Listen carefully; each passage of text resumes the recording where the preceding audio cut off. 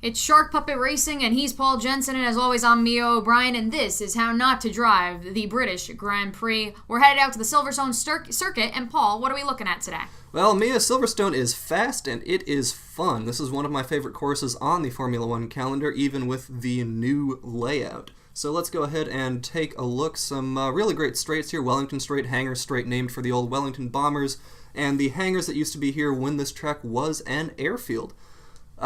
Particular corners of note, they all have names, but the Maggots, Beckett's, and Chapel Complex through turns 10 through 14. A lot of fun if you get it right, not so much if you get it wrong. Let's send our three rookie drivers out and see how well they coped with one of the faster circuits on the calendar. Let's start off with lap 1, and let's check in with Chris Zachariah in the Lotus. Chris Zachariah, before the race even gets started, he's going to struggle with some of the turns in this one. Goes off at lap 16, and what exactly happened here on this one? Let's check in with Chris.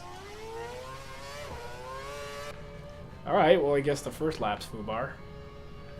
Alright, let's get them open. We'll start momentum. What am I doing? I'm horrid. Chris obviously has a low opinion of his performance early on, and here's Robbie going wide in turn 15. Again, we're still on the approach to the first lap, Mia. This can only end poorly for these guys. Just carrying too much speed off that Hangar Straight for Robbie, and then off in turn 16 again. Really just not how you want to start off a hot lap with gravel and dirt and mud all over your Formula One tires. And Chris is starting to sense that, so he's going to check in with his engineer to see how he should approach Sector 2. Let's listen in. That's where you're supposed to be flat? No, you actually need to lift to get through there. I did. Did I do good, George? Chris's engineer is, of course, me, the chief engineer for all three teams coming through here. Robbie Zake's going through Beckett's and Chapel, nearly spins the car on the grass there, but saves it very nicely, so good work by him through there. And here is Greg Schultz. We haven't seen him on lap 1 until now because he put in a clean lap, something rare for our drivers, personal and session best of 1 minute 37.8, so well done to Greg there. Very impressive that he's able to, as they say, stay on the black. But what would happen in lap 2? Let's check in. We're going to start off with Robbie, and just like he did in lap 1, he's going to really struggle after coming out of the straights and approaching the straights. Here he is approaching the Wellington Straight and, well, spinning out. Yep, you saw that DRS system open up a little early there, lost the grip coming around the curve and just spun out. Let's check in with Greg. Oh, whoa, why did I do that? Use that body language. Trying to lean into it. Greg using some body language there, not really helping him out. Here's Robbie at the end of the Wellington Straight in turn 6, having some trouble in Brooklands. And I imagine we're also going to see him go off into the gravel in Luffield, turn 7. You gotta love a circuit where every single corner has a name, because that means they're all pretty difficult, Mia. Not too healthy for his tires either. Greg's going to dodge the cones in in turn 8. What exactly happened? Those aren't just regular cones. I feel like there are cones that will eat me. Yep, Greg perhaps still a little bit traumatized from his war on cones in Monaco. Getting a little more cautious around here.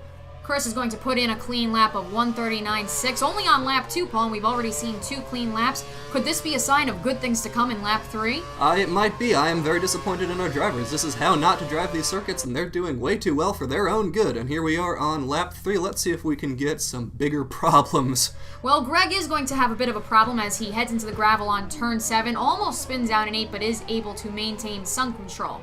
Yep, Greg, as you will see it coming up here, taking a vicious lunge at the cones there.